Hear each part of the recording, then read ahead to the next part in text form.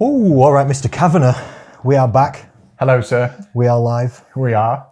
Welcome back to the studio. Thank you. It's been a while due to COVID restrictions. It has. Too long, some would say. Hasn't it? Not that we've not seen each other because we go to the gym together and have been out for breakfast. Not that I ate anything this morning when we did.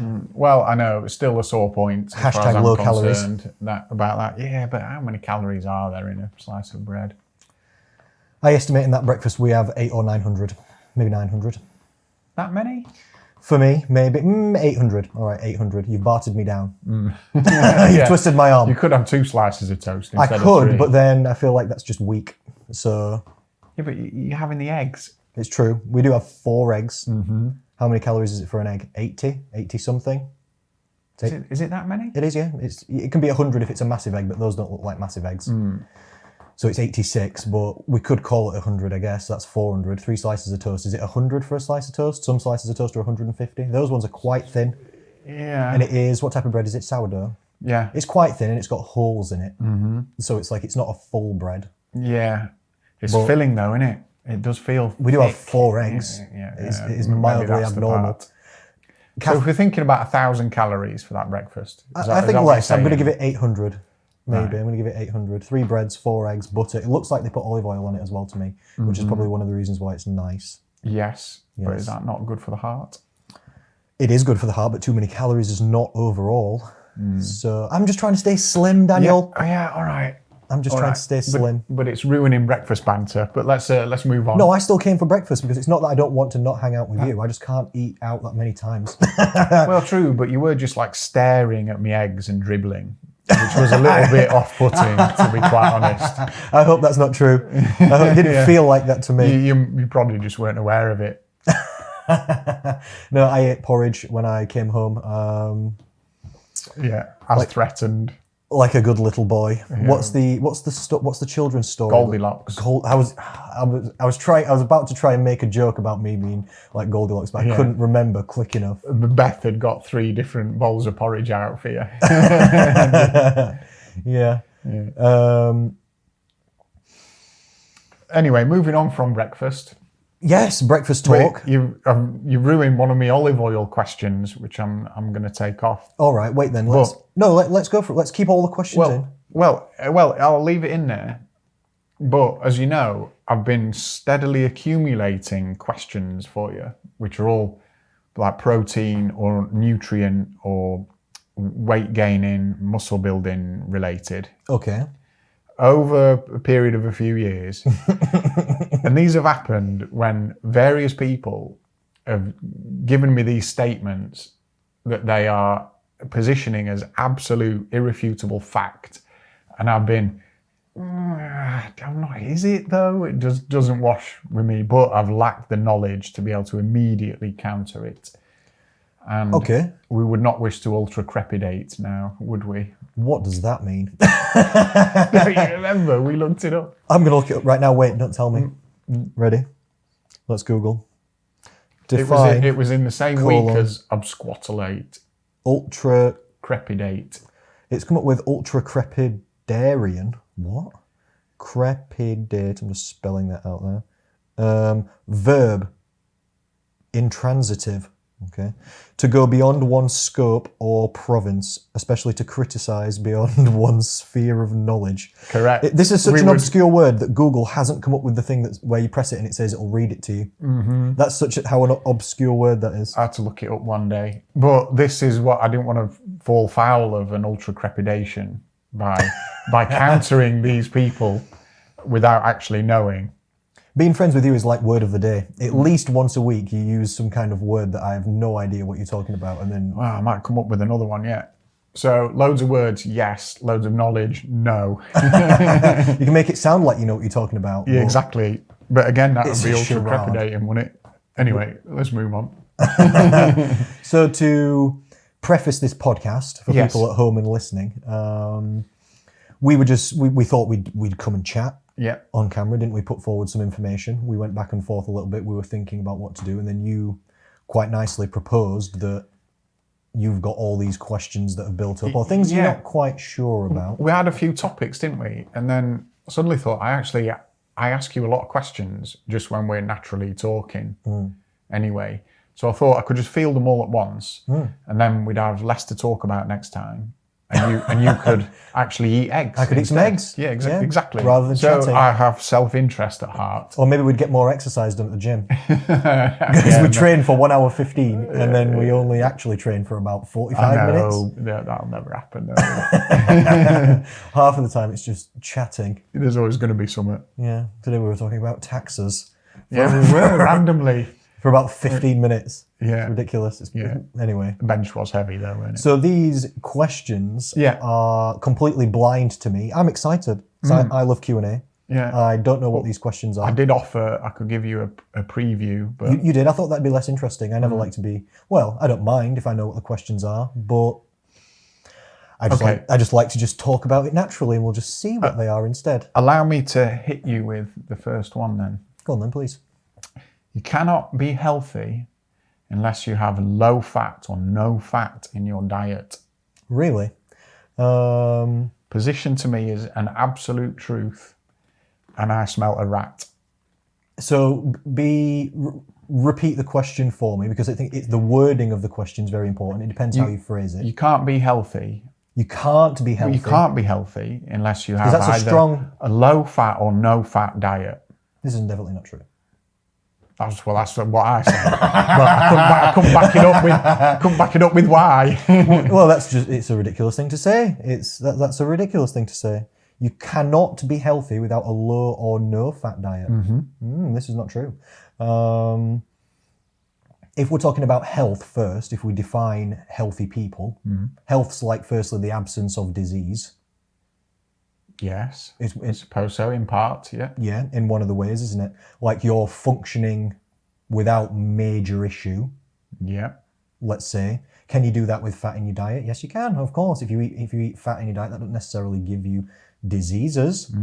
BMI would come into health, wouldn't it? Because if we're talking about fat in the diet, people sometimes are thinking... Body mass index? Yeah, like how much you weigh versus how tall you are, basically. Yeah. How much you weigh, basically. Or you could look at it, how much body fat you've got. On average, if this gets higher and higher and higher and higher, just not for everyone, but on average, it starts to have detriments for health. So then we could look at diets and stuff, and we could look at the ways that people eat. Yeah. And if you have fat in your diet, you can still have an appropriate BMI, definitely. Some people even do the keto diet. Don't they? Ketogenic diet. Do you know this one? No. Good. That's because we only talk about things that are appropriate and a good idea. Not like the ketogenic diet. It's not right, okay, wouldn't sound good. I know what ketones are, obviously. It's a no-carb diet. It's also a medium to low protein diet, depending on what your criteria for calling something the keto diet would be, the ketogenic diet. But it's basically a no-carb diet and not much protein either. So there's only three things that we eat: protein, carbs, and fat. So if you're not eating any carbs and you're not eating much protein, what are you eating mostly? Fat. It's fat, isn't it? And it's not the best diet in the world because carbs are not bad for you. Carbs are good energy. They have lots of vitamins and minerals. You get lots of fiber from them. It's all your fruit and veg and stuff like that. So you miss out on a lot of fruit and veg and vitamins and minerals on a keto diet. Doesn't sound like a good idea. Which, no, it's exactly what I'm saying. It's not necessarily the most well-rounded and balanced diet. It's not necessarily the most healthy diet. And it's a relatively low protein diet as well, which is not necessarily the best idea either for most people in most cases. Protein's usually a good thing. Yeah. Usually a good thing. But still, my point of all that is the keto diet, ketogenic diet, still can't be classed as an unhealthy diet. Because it's not, even though it's a very high fat diet, sometimes 80% of all of someone's calories come from fat. If you still don't eat too many calories, you still won't gain any fat. So it's not unhealthy in that way. If you're making sure you're getting your vitamins and minerals in other areas, and your protein intake's not so low it's causing you issues, then decent. Then it's covered all the bases, really. What, you're looking at me with, you've got a skeptical look on your face about something. Well, so does that mean that you could not just be unhealthy with no fat or low fat, but correspondingly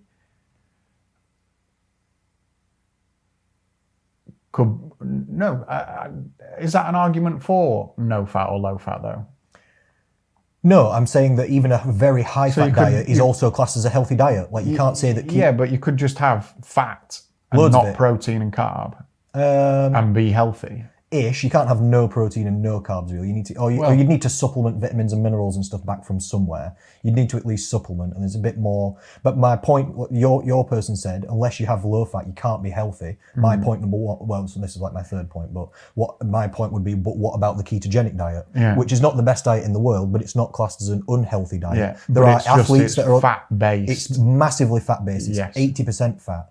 And these people are still that's healthy. The There's point I was trying to articulate. Yeah, sorry, maybe I'd not come round to a proper conclusion about that point, which I've got more to go into this topic, by the way. Well, so correspondingly, what about saturated and non-saturated fat? Yep. In what way? Health talk, health terms. Yeah. Yeah. Saturated fat's been kind of demonized a little bit in the past, hasn't it? Yeah.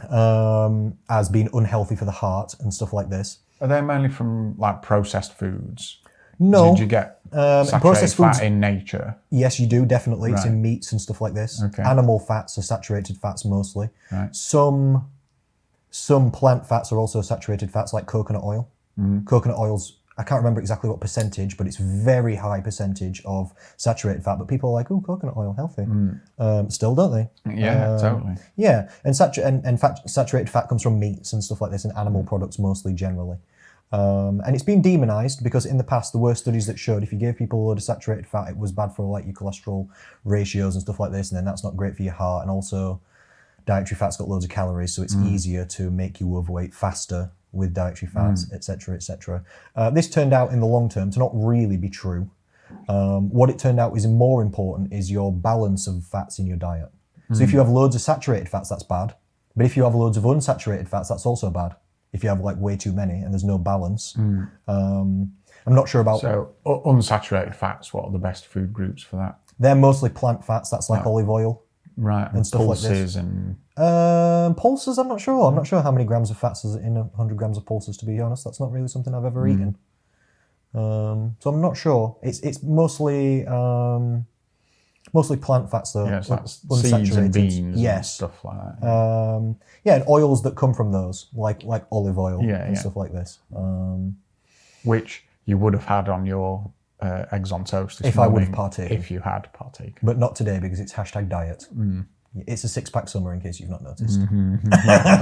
Maybe for you. The sun's out and my guns are not big enough to be out, but I like to look slim and trim because that's something I can do. And yet you never take your top off. No, because that's maybe a subject for a different kind of podcast. I don't know. No, I'm not walking around naked all the time. I do sunbathe without my t-shirt on though. If I go to somewhere and it's like sunbathing time, and I do like to feel comfortable when I do that. But no, I'm not sort of walking around in the half nude. No, not most of the time anyway. Well, thank God for that. Right. Anyway, wait. Sorry. So back to the topic. You I'm are not quite saying finished, but that, nearly finished. So continue. Yeah. So your person who said this said if you don't have a low-fat diet, you can't be healthy. Correct. My point was, well, one of the points was, well, what about a keto diet? Because it's not the best diet, but it's not unhealthy. So it's just doesn't make sense. We know that's not true from science because there's been loads of studies on the keto diet, and it's fine. It's not the best, but it's not the worst diet. It's fine. It's a fine diet. So you can have high-fat diet and still be healthy. If you had a no-fat diet, that was another part of your question. Yep. That's a terrible idea. You will die. It sounded it. You'll die eventually. That will be nutrient deficiencies and you will die. You need fat. It won't be a fast death. You won't like die like tomorrow or in a week. But if you have no fats, you need fats to transport hormones and vitamins around your body. If you've got literally none, you'd use body fat and stuff eventually, but slowly, things would be going south. And fats are not bad overall. Like I was like to go back to the saturated fat thing just for a second. Saturated fat's not bad for you. In balance, it's good for you. It's got benefits just like other nutrients do. Too much of it, bad. But too much of anything, bad, really. So it's just in balance. Unsaturated fats is fine. Polyunsaturated fats, they're great. You know, like omega-3s and stuff. Really good. Yeah, I didn't even think of them. Yeah, polyunsaturateds, yeah. And it's not that the omega-3s are like magical compared to the others, even though it seems it like in Western diets. That's because we have a lack of them. So when you give people them, like in a fish oil tablet, or if you eat salmon, it really improves health. But really what it's doing is putting health back to where it should be. Before we're more like largely nutrient deficient in that area, which makes it seem positive when you give it to people. Yeah. So all types of fats are healthy. They're all healthy. Too much fat's bad because again, it's got more calories than basically everything else. Fat's got like 2.25 times more calories than carbs and protein, so it's easy to get overweight, to become overweight with lots of fat. So that could be a negative. If you have no fat, it's very bad. Some fats though, necessary. High fat, possible. Make sense or not? Definitely. Did that summarise or not? It did. I will say. So if I was looking for a succinct way to respond to that person, just what I did at first, which was burst out laughing because the question's ridiculous. You could just say, "Don't be ridiculous." Don't be ridiculous, and move on. That makes no sense. Yeah, because my point to all these questions would be: after we talk about this, it's not a good idea for you to try and teach people about nutrition necessarily. Oh, I'm not gonna. Good. Well, because you said you couldn't shoot people down. You shouldn't really shoot people down. Well, no, I wouldn't anyway. But what it was is that for all of these questions, I've immediately gone, I'm not sure that's true. Yeah, and if you're not sure, it's good to clarify for you. And you don't go off anyway, do you? Just because you won't convince people, you know. You know, if you say, actually, that's not right because of this, this, and this. Even me being a nutritionist, if someone believes something and I say, look, that's not true because of this, they'll just go, what? I should have further clarified that I'm not intending to use all this information as part of an armory that I'm going to wield against these non-factual people. Good. It's only for personal knowledge because I don't like not knowing things. Yeah, there's a famous saying, and it's you can't teach a pig to fly. It just bothers the pig. Yeah.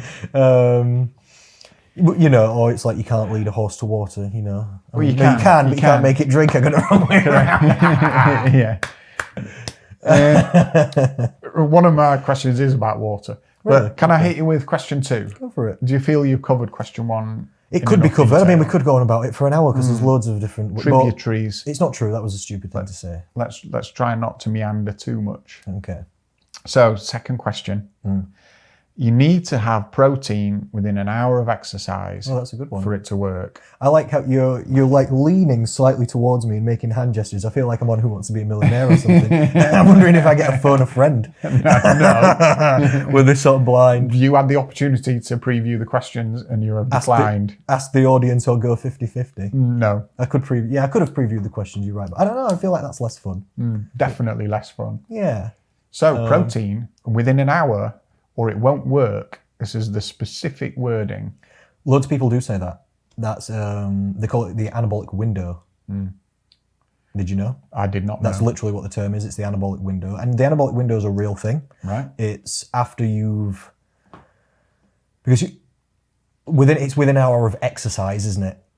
So after you've exercised, you've provided a stimulus to the muscle. Yeah. And then muscle protein synthesis, which means muscle building, basically. It's muscle protein synthesis means creation. So it's creation of muscle from protein. Yeah. If you rearrange the word order. That is raised after a workout.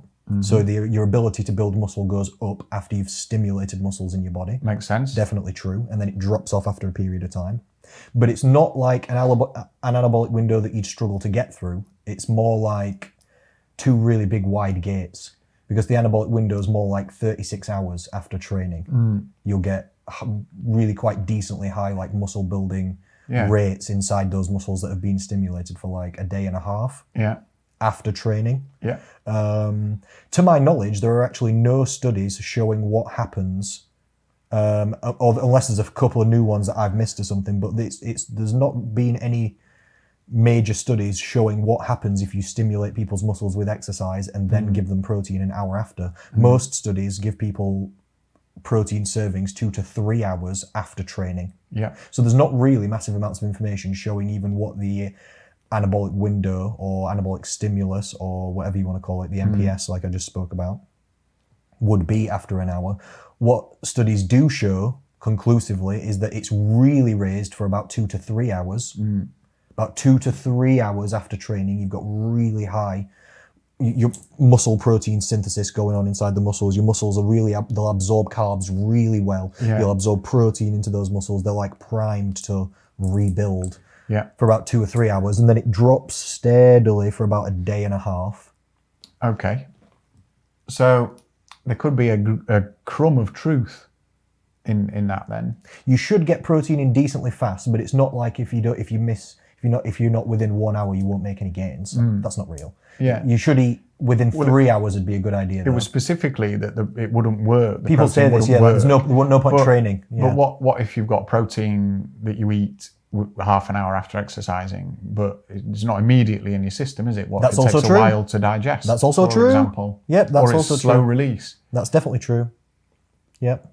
Okay, so Like we're calling that out as a falsehood then, are we? Yep. You should try and eat some protein within 2 or 3 hours. It's decent if you have some carbs as well. Yeah. Replace those carbs and stuff like that. Get back into your system what you've burned if you've got muscle building goals. Balance again. Yeah, that's a good idea. But it's not like it doesn't have to be super fast, like you've said. And But not true to say that if you don't have it within an hour, it won't work. No, definitely not. Ridiculous. Excellent. I was going to say as well, like you had eggs this morning. Eggs digest at 1 gram per hour. Right. And there's 6 gram in an egg, so you're digesting eggs for 6 hours. You had 4 eggs, which is what? 24. What a lovely thought for everyone. 24. Yeah, this is why eggs keep people full for longer.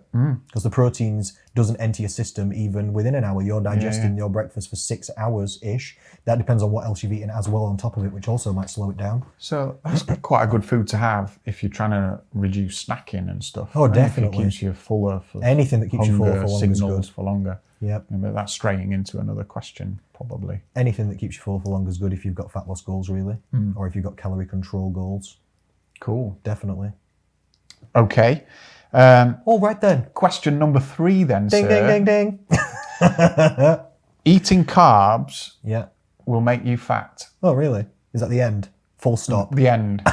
So correspondingly, if you don't eat carbs, you won't be fat. I thought, No, ridiculous.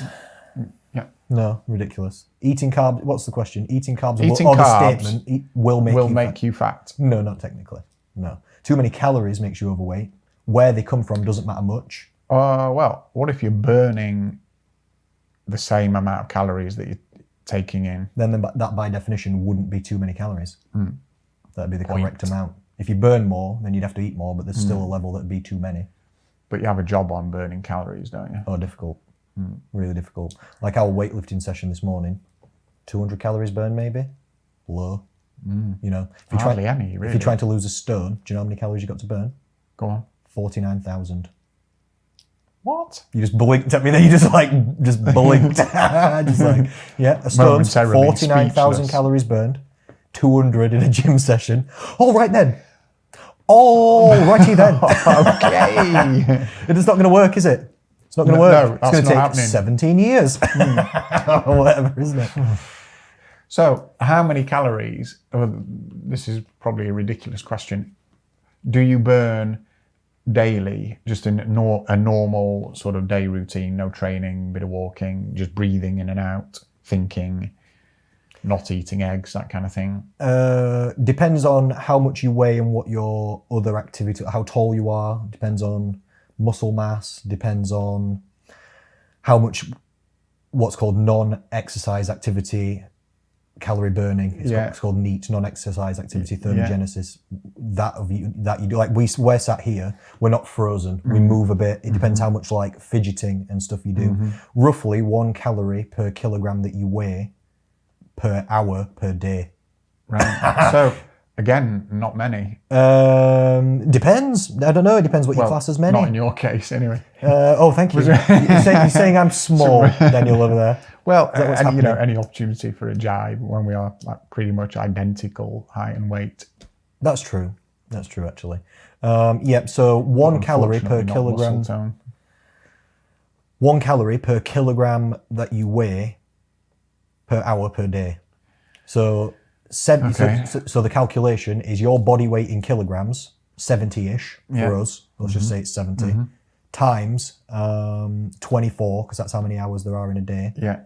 If you just laid in bed and didn't move, that'll be close. Won't be exactly right. It's a bit less for ladies and stuff. It's a bit different depending on who you are, but that's close. But it's not many, is it? Sub 200. No, sub 2,000. Sorry, yes, indeed. Well, I'll work it out right now. Good maths, Dan. I'll work it out right now. And then what I do, so this is roughly what I do when I work out what people's calorie intake should be. I look at their body weight, I look at their activity levels depending on who it is and what they're doing. Sometimes I take that into account, sometimes I don't. Yeah.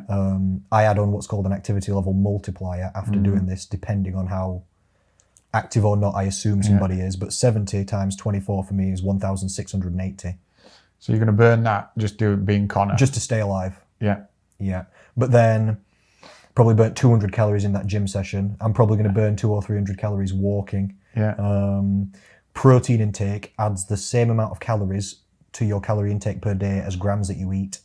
So if I eat 150 grams of protein, which I will do, technically that'll boost my metabolism by 150 calories per day again on top. Yeah. Because I don't eat anywhere near 1,600 calories. I eat more like 2,600 calories per day. Yeah. But that's because I'm boosting my metabolism in a lot of different ways by eating specific foods and exercising and walking, and this is all making my metabolism ramped up. So you'd probably have a net calorie amount of maybe 200 to 500 that you've not burnt in a day.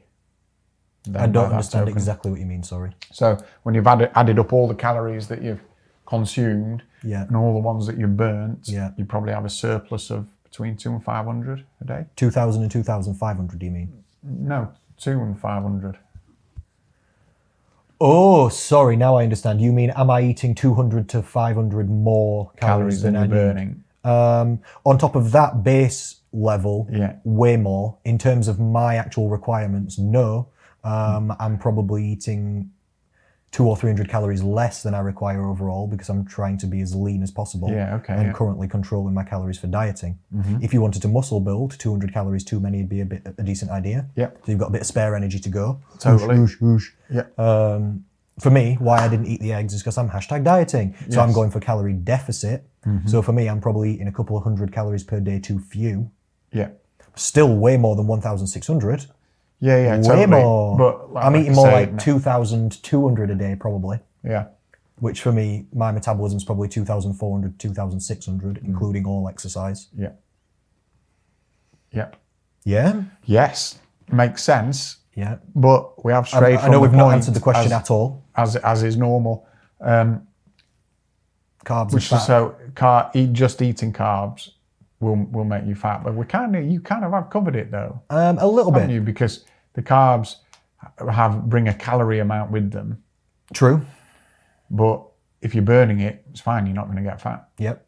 That doesn't matter what you eat, because if you don't eat too much, then everything that you ate is burned and gone anyway. And even to use the term getting fat is probably inaccurate anyway, isn't it? Because you could put on a bit of weight without it being fat. Oh, definitely. You could put on water, you could put on muscle, you could put on glycogen stores. Yep. Yeah. Okay. But for gaining body fat, carbs actually don't really gain anybody much body fat ever, you know. Really? I know, contrary to popular belief. If you eat too many carbs, which too many would be again personal to each person, but if you eat too many carbs and it's more than your body needs at this minute in time, a process called gluconeogenesis will happen. That's a cool word. No, sorry, I've got that completely wrong. Well, it was a cool word anyway. No, I've got that completely wrong. I've just said the wrong thing, because gluconeogenesis is the creation of carbs from protein. I've got it the wrong way around. I'm talking about when the carbs are absorbed. I'm talking about the wrong thing. Sorry, I'm still right in the point. Carbs still don't make people fat. The point is right. I've gotten strayed in my You've used answer. an excellent word. Yes, I use a smart word wrongly. That's clever, isn't it? Not. Yeah, but no one would know. No one would know. Sorry, I've gone too far back in my explanation and started talking about. I was thinking about protein turning into carbs and then carbs being absorbed. But that's wrong. Skip that bit. We're talking about just carbs. I completely got on the wrong track there. When you eat too many carbs, there's a lot of processes that your body goes through before fat storage that not many carbs ever get stored as fat in people, really, ever. So the first thing that happens is your blood sugar goes up. Yeah. Go on. Yes. I know. I know you know about this. We've done a podcast all about type 1 diabetes, don't we? You checked your blood sugar just before this podcast. I did. To check that you were all good. So I know you know about this. But your blood sugar goes up too high. Then your body will try and burn it off directly from there. So your core body temperature will increase. You might start sweating and shaking. That's your body physically trying to get rid of it. Everybody does that a little bit. You would obviously have trouble as a diabetic controlling that. That's what happens when people say they've got meat sweats. You know, if they have a mixed grill and they're like, a little bit. But it ain't meat sweats, is it? No, that's the thermic effect of food. That's a slightly different thing. That's because eating a lot of protein from meat, protein is hard to digest, and protein increases your core body temperature independently. Yeah. But blood sugar also does the same thing for a different reason. So technically that's a slightly different thing. Yeah. But the meat sweats is from eating a lot of protein and then your body trying to digest it, and that makes you hot. So anyway, your body will increase in core body temperature and it'll try and burn off from your blood sugar. You'll absorb it into your muscles. And if there's way too many carbs, you can absorb more into your muscles than normal. So you can do what's called super compensation. Then some will get absorbed into your liver and all this kind of, so some will get taken by the brain. Yeah. So you've eaten too many carbs, your blood sugar goes too high. It's getting taken away in all these areas. Then after that, if there's still some carbs left, which there might be, then it has to get converted into fatty acids, which is a completely different thing. And that's an energy costly process anyway, to be even stored as body fat, because we store fat, not carbs. There's no carbs in body fat. So the carbs will get absorbed in other places. Everything will, if you take in too much, no more compensation can be done. The brain will try and take some core body temperature will increase, all this kind of stuff. Then, okay, that will get turned into fatty acids and that will get stored. But that, that barely ever happens. Yeah. That barely ever happens. What really happens with carbs is that they taste really nice. They're really easy to overeat. They don't fill you up very much. Yeah. So they're very moreish. People eat loads of calories from the carbs. And then those carbs don't get stored as fat, really. All the other fats and stuff that came with the carbs. Yeah. Because who eats just like plain rice pure? No one. When you're eating too many carbs, why is this? Crisps, pizza, chocolate, chips. Yeah. Loads of sauces. So all the associated ingredients. All the other nutrients. The protein will go through that gluconeogenesis thing. This is where I got it wrong a second ago. The protein gets turned into carbs. Then crowbarred it in again. No, I like it. That's why also protein very, very also rarely gets stored as body fat. Basically ever, because protein gets turned into carbs, and then which costs calories. Then those carbs go through those 4 or 5 processes I've just spoken about, then get turned into fat, then stored. So the amount of protein in the human body that gets turned into fat, little to none. Right. So this is an excellent point to ask me. Final question. I'm skipping to the last one. I'll come back to the next two. All right. Because is too much protein bad for the kidneys and liver? So this was in the context of someone saying you shouldn't have all that protein because your liver will pack in. Someone else said you shouldn't have all that protein because your kidneys will pack in. I mean, like, what?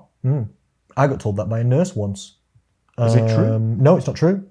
No, it's not true. I got told that by a nurse once as well, and she said to me literally, anecdotal evidence. This is when I was in hospital one time, and I can't remember why it came up, but she must have asked a question, or we were talking about something, but we started talking about protein shakes, and I said, I have protein shakes, and she said, you shouldn't do that. It's bad for your kidneys, stuff like this. And I didn't say anything because it's like, again, you don't just want. I don't just want to argue with people. If people ask my opinion, or they ask me what the truth is, then I'll tell you the truth. I'll tell you what's real.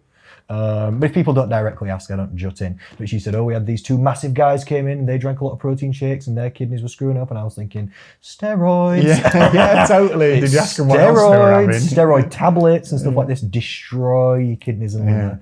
Destruction. And where that mild misinformation comes from is protein does make your kidneys work harder. This is definitely true. Kidney enzymes will be elevated when somebody's eating protein or has a high protein diet. But is that due to the protein converting to carbohydrate though? Based on what it's just due to the kidneys doing their job. They're just filtering things, they're converting things. They filter it as protein though, breaking things not down. As what it's converted into. Good question, I'm not sure. Good question. I'm not sure on the technicalities of that. But the kidneys are working a little bit harder. That's true. But that doesn't mean they're getting damaged. The kidney enzymes are raised, which means kidneys are working harder due to protein. But that's like saying you shouldn't run because it makes your lungs work too hard. Yeah. Or your heart beat too fast. Exactly. That's not how it works. And that's not how it works with the kidneys either. So if they looked at tests and if you've got kidney problems, your enzymes will be raised. But if you also have a high protein diet, the enzymes will be raised. But that's kidney problems and enzymes raised are not necessarily the same thing. It can be raised for a perfectly fine reason. Like you've eaten protein, and that's what the kidneys are there for, partly. Yeah, and if you're absorbing the protein, ingesting the protein, I should say.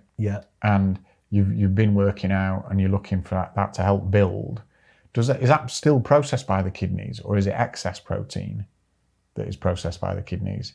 Or does it need to go through to be transformed into muscle building goodness? Good. No, it's not just excess protein, but good question. Let's see if we can check. I don't actually know, which is why I said I wasn't sure. So I'm going to put in gluconeogenesis. Here we go. And again, third time you've used it. I love it. It's a completely normal thing. It's just a completely normal thing. I just put it in the wrong context earlier. Gluconeogenesis occurs mainly in the liver, to a lesser extent in the cortex of the kidneys. So it's liver and kidneys involved in protein getting turned into carbohydrates. Because gluco is short for glucose. Neo means new. Genesis means creation. So it's creation of new glucose. What does that come from? It comes from protein. So that's why the ketogenic diet has to be a low protein-ish diet, because if you eat too much protein, it gets turned into carbs anyway, and it's a no carb diet. So you haven't eaten carbs, but your body made them, and then that literally throws the ketosis off. So you've got to be careful with that. So it's all of it, really. It says gluconeogenesis is a metabolic pathway that results in the generation of glucose from certain non-carbohydrate carbon substances. It is a ubiquitous process present in plants, animals, fungi, bacteria, and other microorganisms. So it's completely normal. And great use of the word ubiquitous. That's the website, not me. No, I'm going to. That was the information, not me. I'm going to give it you. Okay. So no, it's not bad for your kidneys. So yeah, okay. If you have kidney problems, some people, in some instances, do recommend low protein diets, but that's clinical differences. It's not with normal function. You've managed to answer both of those questions in one. In what way? Sorry. Insofar as eating carbs will not make you fat, and having excess protein will not damage your kidneys and liver. Correct. Only too many calories makes you gain body fat. Okay. Where they come from doesn't matter too much. So, next question. Ready? Sure. So this is information that's been volunteered to me many times, not even on request, when describing if a person thinks that they're fat, or their mother or father is fat. They say, oh, they've got an overactive thyroid or an underactive thyroid. Okay. And that's the reason. I'm like, all right, I didn't even ask. But I hear it a lot as being a reason for being overweight. Thyroid problems. Thyroid problems. Okay, yeah. Thyroid problems can cause issues for people with body weight management. Definitely true. It's not as big of an impacting factor as people think it is, though, most of the time. Like, it would be low thyroid or hypothyroid, because there's hyper, ER, hyper meaning faster thyroid, like hyperspeed. Yeah, hypertension. Yes, correct. Too high blood pressure. Correct. If you had an overactive thyroid, overactive or hyper, then that sometimes makes people lose weight because your metabolism's faster. Makes people lose weight sometimes, and can be really unhealthy. Can be really, really bad. You can get problems in every and any area of the body from that, because nearly every single cell in your body has a T3 thyroid receptor, nearly every one. So if every cell in your body is ramped into overdrive, that can cause problems in many different places. Oh God, I can imagine. Same with an underactive thyroid though. Same if you've not got enough T3, then every single cell you've got in your entire body is not functioning to its optimal level. Basically on a slow-mo. You're on a full slow-mo. Yeah. In every single way possible, really. Okay, so is it common? Not really. I would say that probably overactive thyroid is a bit more common than underactive thyroid, contrary to popular belief. Like even overweight people I've known go to get their thyroid checked, and it turns out their thyroid's overactive rather than under, even though they're still overweight. Actually working toward weight loss in actual fact then?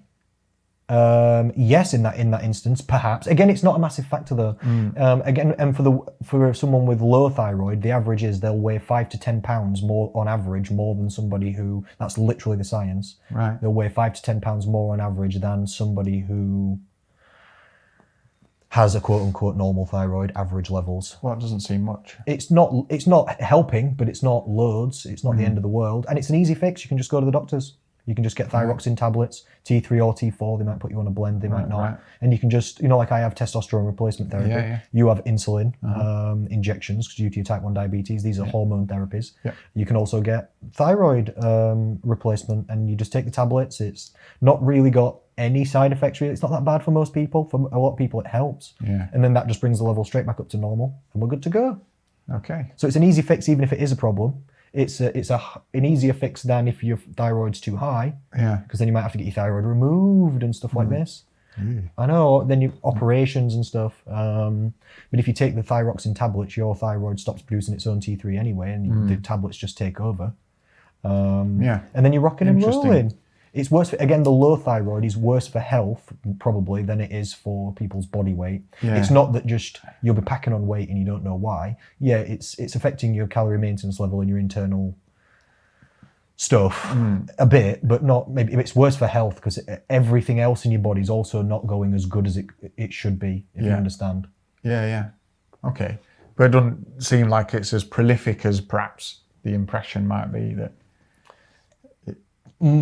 I would say, I don't want to say most, but a lot of people who come to see me have already got their thyroid checked in the past by the doctor because it is one of people's, and I think it's a good idea to get it checked if you think it is a problem, because it might be. It is in some people. Totally. It's not. You need to know. I don't know what the exact percentage of people that have thyroid issues is. I'm not entirely sure, but it's a real thing, and it's not uncommon. I coach loads of people that have got thyroid issues, faster and slower, loads of people, but it's not everybody who's overweight, and you can get it checked. And a lot of people, most people's is normal. Some people find out it's fast, even though they're still struggling with the weight, because it doesn't make it so that you can just eat anything and then nothing happens. It's not like that. It's not like that at all. Yeah. It's more of a health issue. Yeah. And still, even if you've got lower thyroid, let's not even say clinically low, like you need supplementation or whatever, even if you've just got low thyroid levels, if you don't eat too many calories, again, even if you eat carbs, then you still won't gain body fat. You can still stay slim. You might have to eat slightly less calories than somebody else who's got normal thyroid levels, mildly, but or you could go for a walk and burn a few more. Yeah, fair enough. It ties in actually with the other question, which is my final question. Interesting. And it is about water retention for the same reasons. Okay. So again, completely volunteered information, either directly or on behalf of someone else. Okay. In that have water retention, which is contributing to weight gain. Yep. And I don't know if that is a thing. That's a real thing. Definitely. Definitely, it's a massive thing. In lots of different ways. It depends what level of weight gain we're also talking about. Well, how does it manifest in the first place? Loads of different ways. The human body is 60 to 80% water. Indeed. There's depending on who you are and what you're doing and when and stuff. And that changes for all kinds of different reasons. So can your water levels get higher? Yeah, of course they can. Yeah. Of course they can. Like if you're ill or... But where and how is it stored? So inside cells and stuff like this, inside cells, everywhere in the blood, inside your stomach and stuff like this, all kinds of different places. But inside body fat, inside muscles, but not in the terms of, if you've got body fat, that's not the same thing as water retention, if you understand. So, if somebody's overweight and they can see that they've got body fat on them, body fat does contain water, decent proportion of water, but that's body fat. Yeah. It's a different thing. So, yes, okay. So it's not the water specifically that might be contributing to being overweight. For some people, but for most people, it's body fat that's contributing to being overweight. And you can't, if you've got body fat on you, you can't say this is water retention, because it's not, it's body fat. If you have a water retention issue, can that contribute to also not being able to manage body fat as well? No, not directly. Like you could have loads of water retention and low levels of body fat. Right. You could. These are independent variables. Okay, yeah. And if you've got water retention, that doesn't mean you can't eat less, and you couldn't have a calorie deficit, because then you could. And your weight could be going up from water retention while your body fat's going down. That could be real. That happens to women every single month hormonally due to estrogen levels and stuff. Right. Like menstrual cycle. Loads of women gain 4-6 pound, half a stone, something like that. Right. 2 or 3 days before the period. Boom, scale will shoot up. They've not even overeaten. No body fat change. Water retention, half a stone. Right. Where's that stored? All different areas of the body. If they step on the scale, sometimes they're upset. Quite understandably, they've got weight loss goals. They haven't done anything wrong. Yeah. Weight's going up. They could still be slimming. They might have had a calorie deficit. Still, 5 pound on. Every month, 5 pound on. Yeah. 3 or 4 days later, 5 days later, drops back off. It's gone off again. Yeah. Drops back off. So that's one example. Hormonal water retention for women. They can feel it sometimes. They can feel it in their breasts, feel it in their stomach, in their legs sometimes. They say they feel sluggish, they feel heavy. Sometimes they can feel it on their body. They just feel, I don't know, bigger. Totally. Bigger in a way. You can get edemas of different kind. Can't you? Like clinical levels of water retention, lymphedema. I don't know. And stuff like this. Yeah, you can get, if you've got like lymph issues and stuff like this, like your lymph node system goes like from the neck down to the legs, and then all this fluid gets taken up and then deposited in the neck, and then it flows back down to your legs and then gets picked up on this like cycle that's pumped by muscle movement. Some people this goes wrong, and then some people get water retention big in the legs. But this is a clinical issue. Again, it's not body fat. That's different. It's a clinical water retention issue, and it can be a big deal. Totally, it can be real bad. It can be real bad. Like menstrual water retention, it comes and goes. It's a normal thing. If you eat carbs, you gain a little bit of water retention. Every 1 gram of carbs you eat, you gain 3 grams of water. So if you eat 100 gram of carbs, you'll weigh 400 grams more. Temporarily, assuming you've drank water. If not, as soon as you drink something, and most meals we eat have water and stuff in them anyway, you'll temporarily gain weight. Protein's a mild diuretic, so every time you eat a bit of protein, you get rid of a bit of water. This kind of game. So your level of carbs, can affect it. This is why boxers and fighters and stuff, and people at the Olympics, if they need to weigh in at a certain weight, they might take carbs out of the diet 2 days before. You lose all your carb weight. You lose all the water retention that goes with it. Come out with that. You'll lose loads of water retention. You'll be really. It's not artificially light because you are really lighter, but it's not like you've lost fat or muscle. You've just lost water and carb weight from that. Does that make sense? Yeah, it does make perfect sense. This is also why low carb diets, on average, show better weight loss than other diets. Not fat loss, but weight loss. Because if two people have the same, if some people have the same calories, they would lose the same body fat, but the person who had lower carbs would also lose carb weight and water weight, which the next time they ate carbs or drank water would immediately come back. So it's only a very mildly temporary measure, which doesn't help. A lot of people, it makes them feel worse because you're dehydrated and low energy. It's not helping. But if you only care about the scale, it makes a difference. So bringing it full circle back to your original point, when I was joshing you about not eating eggs, and you wanting 6-pack summer and all the rest of it. Yes. Are you looking for less water in order to look more lean? No. So how's that working? Bodybuilders do that, but I'm not willing to dehydrate myself to look leaner, and I can't just stay dehydrated for an entire summer. If I was going, if I was a bodybuilder, or like if you were a fitness model that was going for a photo shoot, they probably would. They probably would, literally. So it would be a thing. It's a thing. To look really ultra lean. It's getting rid of water. Because it makes your skin look thinner, because water's also stored in the body fat. It's stored in the skin. So it makes your skin. It makes the layer between the space, the outside the world, and the muscle slimmer. If you're dehydrated and you've not got as much water retention. Bodybuilders who are taking it real serious will even have like a glass of wine backstage, like 30 minutes to 45 minutes before they go on the stage. Some people say it's half for the nerves. They chill a little bit, but also alcohol. To dehydrate you. Dehydrates you even more, just at the last minute, have a glass of wine, and then they step onto stage. They're just doing everything they can to extra bit of vein. Suck it down, exactly, get a bit of vein out there. People also argue, though, that if you're reducing water too much, that's reducing water out of the muscles, it's reducing your ability to get a pump. It might make your veins thinner, so you're not a vein poppy if you're dehydrated. So there's balances between it. But no, you can't. I can't just reduce. You can't reduce your water for that length of time for an entire summer to look slimmer. It's not a real fat loss or weight loss method. Very temporarily for like an hour or two, you could be. This is one of the reasons why people look slimmer, feel slimmer, and look slimmer in the morning. Yeah. Than you do later. Yeah, because you've not ingested anything for 8 hours or whatever. Yeah, so you're not bloated. That puts your stomach down, and also you've got lower levels of water retention and a lighter body weight on the scale, which is why a lot of people like to weigh in the morning before they've eaten, because then you drink water, you absorb it, you eat food, that weighs you down, all this kind of levels, your water retention goes up. A lot of people eat the wrong foods and then get bloated after they've eaten, you know.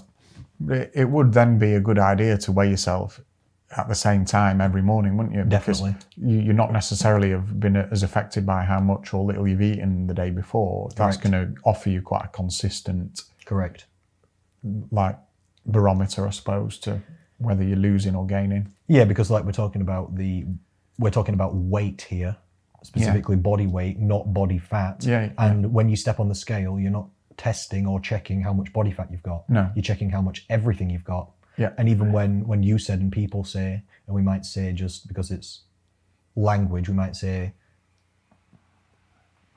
someone might say, I am fat, but they're not fat, they have fat. Yeah. Don't they? That's not the same thing. You are not fat, you have fat. Yes. And when you're stepping on the scale, you're not checking how much fat you've got. And so when I do weigh people, well, I don't weigh them, they weigh themselves and report back to me for our fat loss program. But I have to do, there's a decent amount of education in the program to help people understand that when they step on the scale, it's not telling you what you've eaten. Yeah. That's not telling you how much body fat you've got or not. It's not even always telling you whether you've lost body fat or not. Because like I said, every single month, ladies' weight will go up due to water retention, menstrual cycle. But if they keep the calorie deficit, they'll still be losing fat. They might lose a pound of fat, but they might gain 4 pounds overall because they put 5 pounds of water on. Yeah. You know? It's key to like understanding all that, because you could just end up disappointed. Oh, it's very important. Not the right reasons. Oh my God, it's very important. I have so many videos, I have so many talks about it, I make so many posts about it inside my group. I do specific education with every single person. You can't go through my lectures without learning what you're actually doing, because we do measure body weight, because there's not many other good ways to measure people's progress, and you need to measure progress to know if we're going forward and doing the right things for their motivation. They need a measure to see that it's working in front of their own eyes, otherwise they'll lose motivation for the process. So we need a measure of success. And you can take pictures, but it takes ages to notice a difference in a picture. Like a month or two you'll need, and then you might be able to see, you look a bit slimmer. But we can't wait a month or two to see if it's working. That's too long. Measurements with a tape, not bad, but again, you can screw it up. People are not straight lines. You go in and out at places. If you have it just half a millimeter down, it's changing it, and you might think and it's not that sensitive. Yeah, totally. You know, trying to get the exact centimeters or inches. Very difficult to do. Body fat analysis, very difficult to do. You know, like knowing people's body fat percent. Those machines you stand on at the gym, bioelectrical impedance, not accurate. So it's difficult to know someone's actual body fat levels, so we can't really measure that unless you've got access to like a DEXA scanner, which no one does. So, you know, the only real decent measure we can check quite a lot is weight, but I have to use an average trend with people over 3 to 4 weeks. And then their weight will go up and down all the time. Some days they've eaten more, some days less. Some days they had the same calories, but it was a carby day. Some days they had more protein, so your weight will differ slightly. Sometimes you're bloated, sometimes you're not, sometimes it's hormones. You can get water retention from exercise, inflammation, illness. The list just goes on and on and on. There's so many variables, and you can't account for what's causing what. You just can't. So I get people to check their weight probably 2 times a week, 3 times a week if they want to create an average across each week. And then we don't even look at that. We look at the average across 3 or 4 weeks, each of which has got 3 or 4 points of 2 or 3 points of measurement within it, and then we can see a graph. Over time with that data, what you're looking for is that pattern. Over time, I'm looking for the average trend to be going down, because they, like at Slimming World, they don't teach people any of this. They weigh you in once a week, and they expect your weight to go down every week, and they even ask people how much weight are you going to lose next week, and you have to say in front of the entire group how much weight you're going to lose next week. Which that's fucking ridiculous. It's impossible. That's impossible. You can't predict the future. Even if you eat perfectly, calorie deficit does not necessarily materialize as weight loss within 7 days. That's not real. You can get a week's worth of water retention for any of the reasons we've just mentioned. And then the person's weight might go up, and they might have eaten perfectly and slimmed down. but you just can't But tell. of course, they can't get that information from Slimming World, for example. Because the education system's not that good, but it screws people's heads up. Yeah, I bet it does. And people will choose Slimming World classes that are in the evening, and they'll starve themselves and not drink anything and dehydrate themselves all day to weigh in at the evening because they know they can make it lighter. People go to the toilet like literally just before, massive queue at the toilets at Slimming World. Everyone trying to number 1 and number 2 to try and get everything out of the body they can to try and just get the lightest weight on the scale they can. This is ridiculous. It's not healthy, is it? No, it's not healthy. This is why this is one of the reasons literally why I get my clients to weigh in 2 or 3 times per week, because you can't starve and dehydrate yourself 2 or 3 times. You can do it once a week, 2 or 3 times a week, you're not going to. And if you will do it, you'll lose fat. If you starve yourself 3 times a week, you'll be losing fat properly anyway. That would be a calorie deficit. So to stop people artificially weighing in really light on one day at one specific moment, like they're a flipping boxer or an Olympian weighing in. Yeah, it's weird, isn't it? Just encouraging people to try and cheat it, basically. And it's not a good system, the way that they do it once a week. It's not a cool system. But the average, anyway, sorry, I'll just summarize the last point. The reason we look at the average trend is you can lose carbs, like we said, you can lose water, like we said, you can be bloated and not bloated, but not consistently forever, not for like a month. You could lose a bit, but then it'd stop and your weight would just plateau because you've only got so much water retention and carb loss you can get. It might be 6 pounds, 8 pounds, you drop weight, and then over the average, the weight is just stable because you can't continually dehydrate and decarb forever to make your weight go down stones and stones and stones. So over an average, unless someone's getting shorter, which is not real or something, is it? On an average over time, the only thing that they could be losing would be body fat. Muscle loss is not likely, especially on my program, because I get people to do the proper things to protect muscle mass. It's not likely anyway, regardless.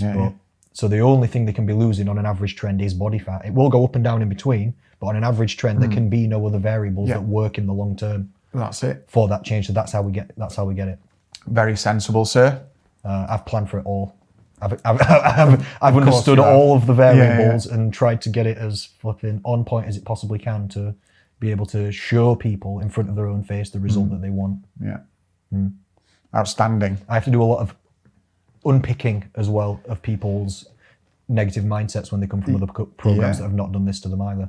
Well, I'll bet. I mean, I've given you 6 questions here of stuff that people have legitimately said and clearly believe to be fact. Yeah. And every single one of them was wrong, was it?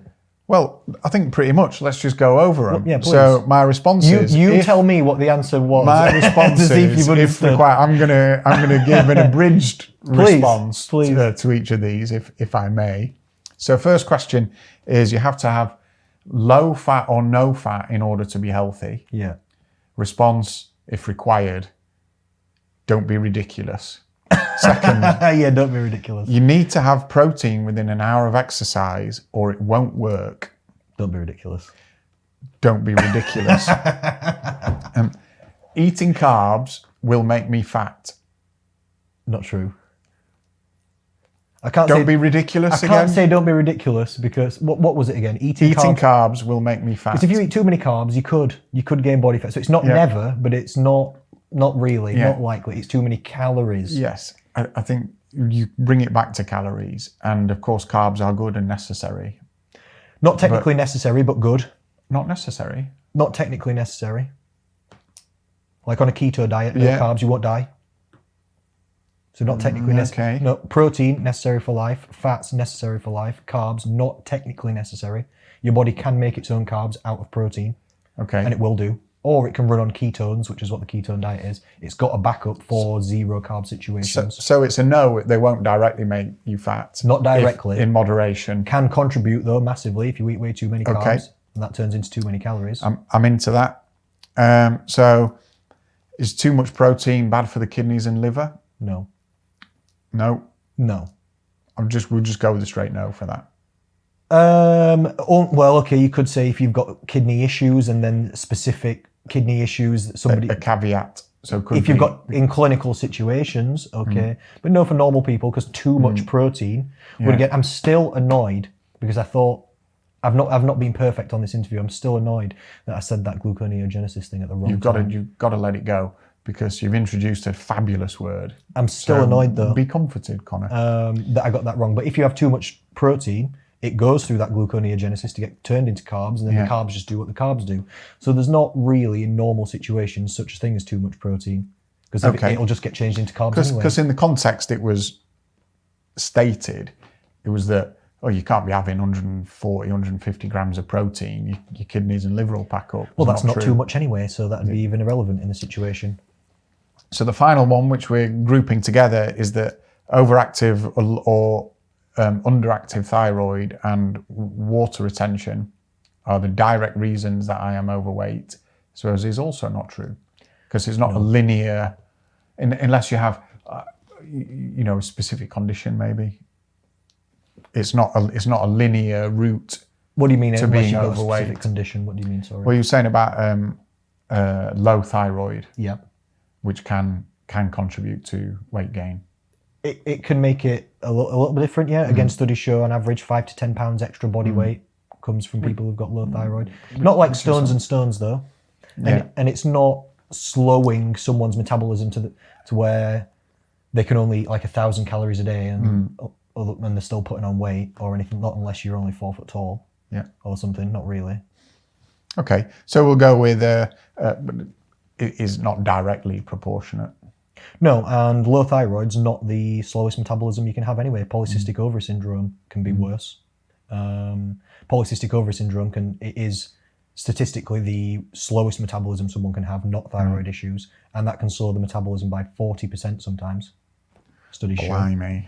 But still, that's significant. It's significant, but still, people can still lose weight. I coach people that have got type 2 diabetes, low thyroid, and polycystic ovary syndrome, and they still lose weight. It can still be done. Literally. Outstanding, sir. It's not me, they're doing it. Well, of course. I tell them what to do, but they do it. It's not me. I think outstanding. Yeah. Literally. Bravo. In fact, you know what I'll do? I'm going to play this. This is me live. A lady said to me this morning, she's called Melanie Vidler. She's one of my clients. Shout out to Mel V. She doesn't mind me saying, type 2 diabetes, thyroid issues, and polycystic ovary syndrome. And she's messaged me that her weight's just gone down by 1.5 kg on a drop. So that's like, go on, I know, Mel. Ka-ching. Ooh, winner, winner, chicken dinner. This is me replying to her. This, give me an M. Give me an E. Give me an L. Give me a V. What do we have? Mel V. I recorded her a voice message saying yes. Get in, Mel. I know, amazing. Yeah. She's drawn the metabolic short straw. No offense to her, but as far as metabolisms go, she's not outstanding and still getting on with it. And still getting on with it. Play to her. And not finding it easy. I'm not going to say finding it easy. It's not like all fun and games or whatever, but making it work, eating healthy, making healthy food changes, trying to go for a walk, doing a couple of personal training sessions with me, stuff like this, chatting back and forth, making healthy food changes. Does she have to reduce her calorie intake more than other people on average to get a good result? It seems so. I see what she eats. She sends me, some of my clients, I'm really close contact with them, and she's one of them. She sends me sometimes pictures of every single thing that she eats and does a food diary, and I check the food diary and stuff like this, and we talk about it. What changes can we make? I talk to her every single day. And she's not eating much. It's not easy, is it? I think it's not easy for some people. Is the thing, and the less misinformation that's there, the easier it can be for people. You don't need to be peddling untruths. So no, and it's very difficult for people in situations with like metabolic disorders, like these type of people, because they do struggle with weight loss more on average than other people. Yeah, and then the worst dieting programs, like the fad dieting programs, work even less for them than it does for other people that they know and stuff. So then they feel like it's them and they're broken, etc. Where really they just need more specific help. You just need to know what you're working with, and then we'll work with that, not what everybody else is working with, what's going on with you and your calorie intake. Like I work out from those weight loss graphs and people's food diaries how fast people's metabolisms are. Yeah. And then we'll just see what we're working with. And again, does she have to do a little bit more to get a good result than some other people? Yeah, but we can do a little bit more. Yeah. Or, totally. Or she might lose weight a bit slower than other people if she just does the same as them, but it can still work. Yeah. Definitely. Even if you've got imagine this situation, and then I'll just conclude. Imagine someone who's got a 40% slowed down metabolism. Imagine two twins. One's got polycystic ovary syndrome, one doesn't. One has 40% reduction, the other one doesn't. The one that doesn't have polycystic ovary syndrome starts a diet, losing £2 per week. The lady that's got polycystic ovary syndrome, 40% reduction, doesn't lose £2 per week, loses what? 1.2, 40% less weight loss. Yeah. That's the end of the story. Is it fair? Nope. Is the job still going to get done? Yep. It's just going to take 40% longer, maybe. Nice.